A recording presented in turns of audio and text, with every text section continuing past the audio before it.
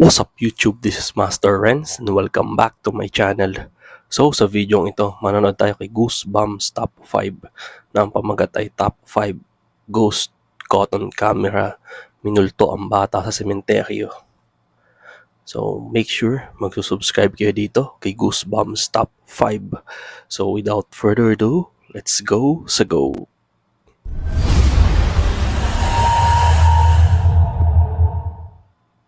Top 5 Ghosts Caught on Tape. The Visit. Normal sa ating mga Filipino ang bumisita sa puntod ng ating yumaong mahal sa buhay Pag sa araw ng sementeryo, kanilang legit to. kaarawan. Kahit na sila ay wala na, nagagawa pa din nating makapag-celebrate para ipakita nating hindi natin sila nakakalimutan. Ganito ang ginawa ng mag-ina sa video. Pinuntahan nila ang puntod ng kanilang ina para handugan ng pagbati sa kaarawan niya. Pagkatapos nilang kantahan ng happy birthday ang ina, hinatak ng babae ang kanyang anak para makita sa camera nang bigla na lang Happy birthday, nanay. Happy birthday, nanay. Happy birthday, happy birthday, happy birthday, nanay. Birthday, nanay. Birthday, nanay. Di nunay binay, namasyal ka nimo. Happy birthday. Happy birthday, nanay. Uy! Nakita nyo? bigla Ang na lang kahipi lumitaw naman sa nun. video ang imahe ng itim na bata na parang anino. Ito ay nanggaling sa kaliwang bahagi ng video at bigla itong naglaho.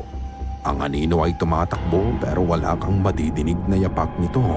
Ang sabi pa ng nag-post, walang daanan o kalsada sa gawin ng sementeryo na yon. Ay, ang At puro kahipi. matataas na damo lang kaya mas nakakapagtaka na bigla na lang may batang tumatakbo doon. Kung ang shadow figure na to ay nagpapakita sa kanila, meron kaya itong mensaheng gusto Matakot naman iparating to. sa kanila? Ikaw na ang bahalang humusga. The Hat Man. Hindi maganda ang pakiramdam ng uploader ng video sa bahay niya nung gabi na yon. Pakiramdam niya may nagmamasid sa kanya o may pakiramdam siya na merong hindi magandang mangyayari. Hindi niya maipaliwanag ang nararamdaman niya. Anaisi siya at hindi mapalagay kaya inilabas niya ang kanyang camera para mag-record.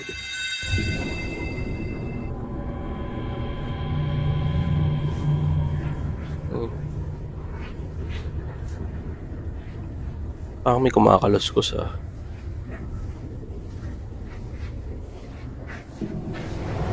Uy!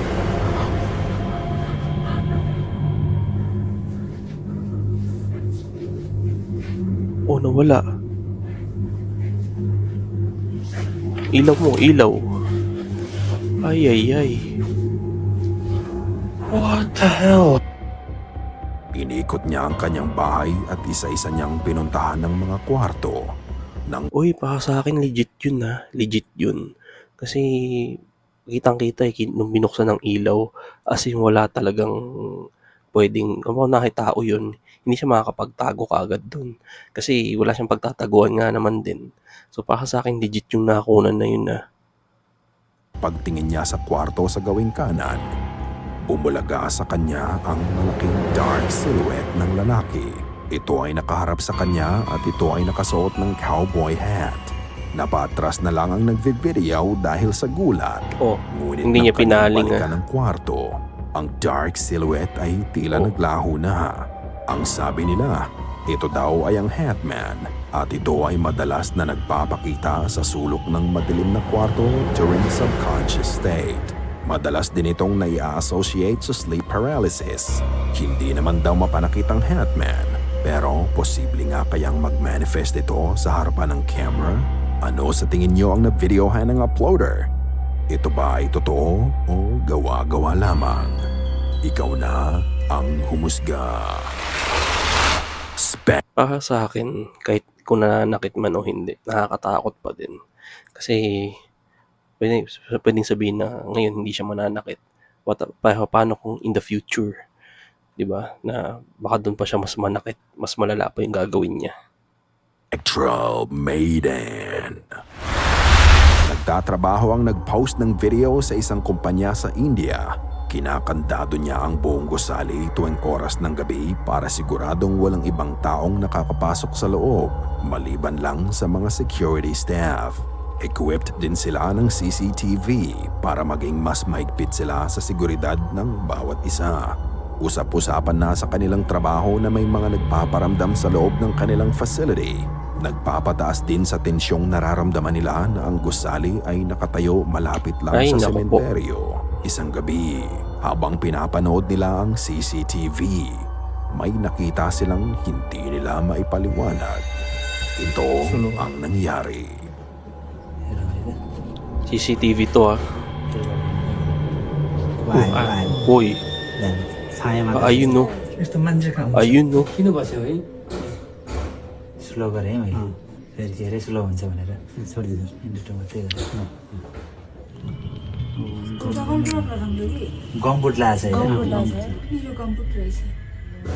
कपालले झिम्रिनु कपाल जिम्मेवारी रहेछ ओ कपाल उड्यो यो मान्छे कपाल उड्यो कपाल उड्यो छाया छाया जस्तो छ होइन गम्पुटबाट माथि nawala. नि केही पनि गम्पुट कपाल उड्दै गएको छ कपाल उडिरहेछ हेर्नु न फेरि यो गर्दा कपाल उडेको जस्तो हुन्छ क्या अब त्यो क्लियर गर्दा अरू केटाहरू आउँछ सर्लकै देख्छ फेरि Makikita ang paglabas sa kanang bahagi ng video ang isang babae.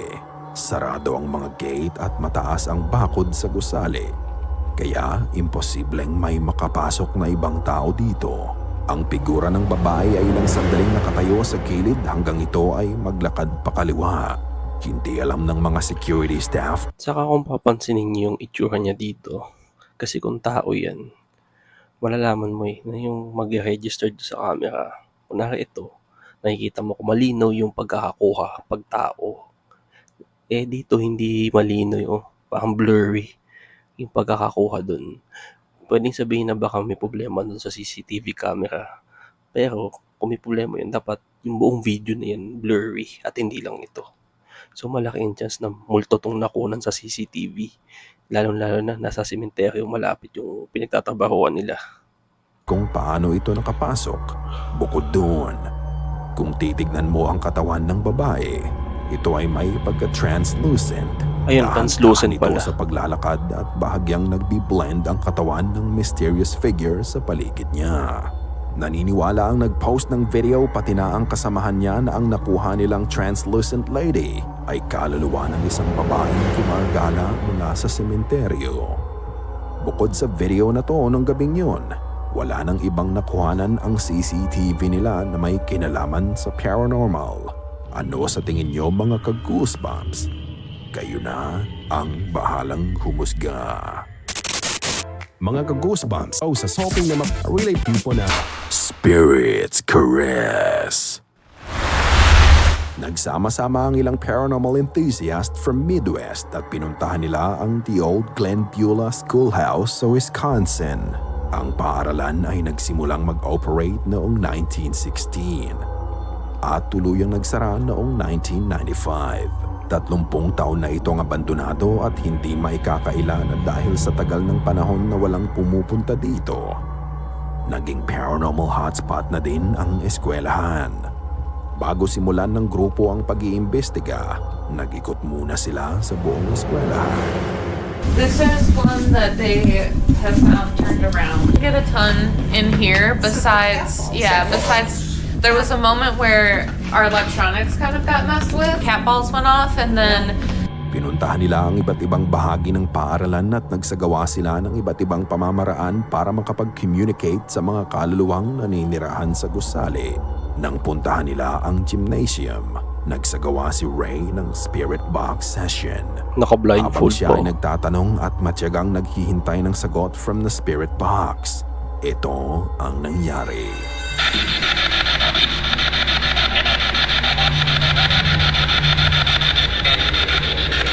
Uy, gumalaw yung buhok ah.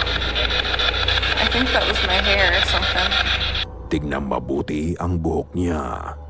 Ito ay kusa na lang gumalaw ng mag-isa. Ay, ang creepy. Weird ang paggalaw ng buhok Mamma niya dahil mia. ito lang ang parte sa buhok niya ang gumalaw. Unusual ang pag-curl up nito at dumikit sa baba niya. Walang draft sa gymnasium at ayon sa kanila, humid ang lugar kaya imposibleng static kang nagpagalaw sa buhok ni Ray. But even if it's static, I don't think na ganyan ka-purposeful ang paggalaw ng buhok niya. Matapos nito ay nag-ikot pa Tsaka bakit isang piraso lang yung gumalaw, di ba? Kumihangin yan, yung buhok niya mismo yung gagalaw, yung kumaga lahat ng buhok niya gagalaw. sila sa loob ng gusali ngunit wala na silang kakaibang nakuha. Naniniwala ba kayo na multo ang nagpagalaw sa buhok Legit ni to, Ray? legit to. Ikaw na ang magpasya. Ghostly Grip.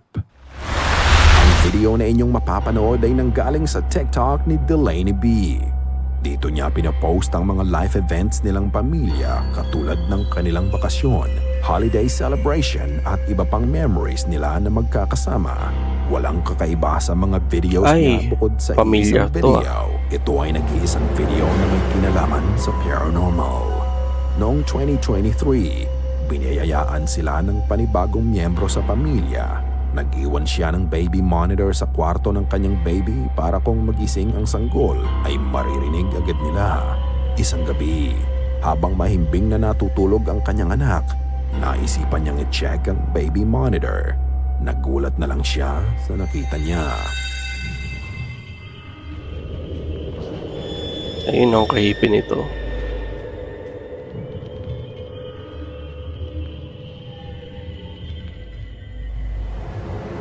Katakot.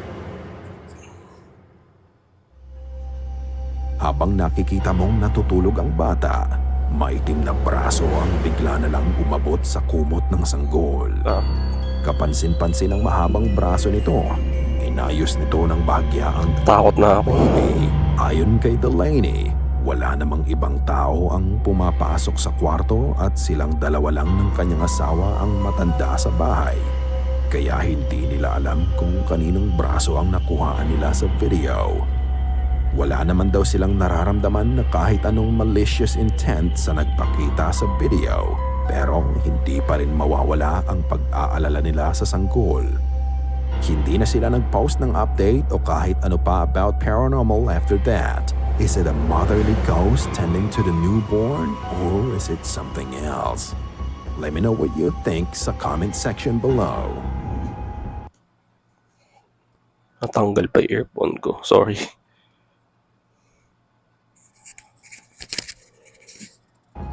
Salamat sa panunood at kita-kita ulit tayo sa susunod pang mga videos. Paano? See ya! Sana ay kinilabutan. Ayun. Takot ako sa last part eh. Subscribe kayo dito kay Goosebumps Top 5. Grabe nakakatakot yung boses niya. Pero ang galing niya mag-deliver or mag-narrate ng kwento. So subscribe. Goosebumps Top 5. Sorry. Goosebumps Top 5. Subscribe kayo dyan. Saka syempre, mag-subscribe kayo sa akin channel na Master Renz at pakiclick na rin ang bell button para lagi tayong magkasama sa panonood. Thank you so much po sa pagsama and ingat po kayo palagi.